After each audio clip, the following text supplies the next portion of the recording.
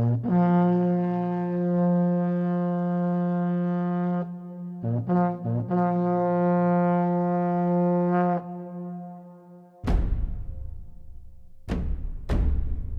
the dust settles. The vision of artist D. Michael Thomas is to portray a quiet spot that these war horses found after the dust settles.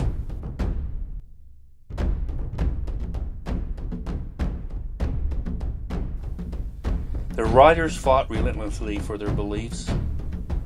However, the horses show no animosity, finding comfort in each other's company before they were rounded up and dealt with.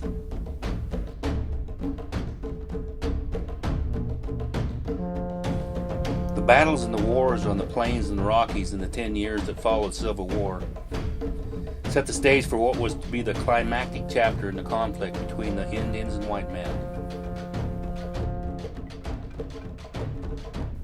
Custer's defeat at the Little Bighorn was the most spectacular victory achieved by the Indians in the wars on the plains. It was also the last major victory. The defeat of Chief Joseph and the Nez Perce a year later, in the summer and fall of 1877, was to pave the way for breaking the back of all Indians' resistance in the West. After Joseph, the only major holdouts were Geronimo and the Apaches in Arizona. The Apache Wars were the principal area of conflict during the 1880s, time when most of the West had been pacified.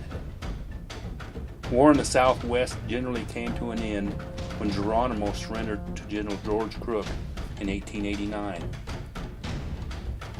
The period of the Indian Wars that gripped the North American continent, almost since the first white man set foot on it, finally ended in 1890, the Battle of Wounded Knee.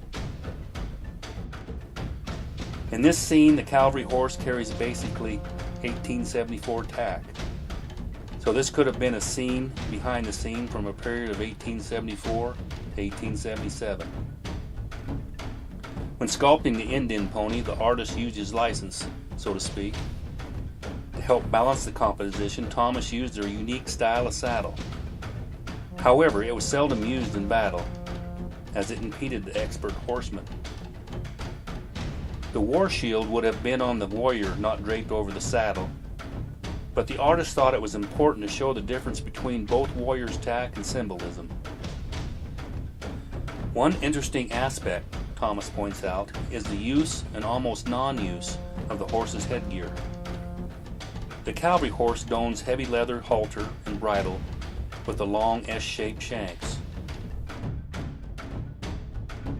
while the Indian pony was maneuvered with a simple war bridle, as they controlled their horses mainly by leg pressure.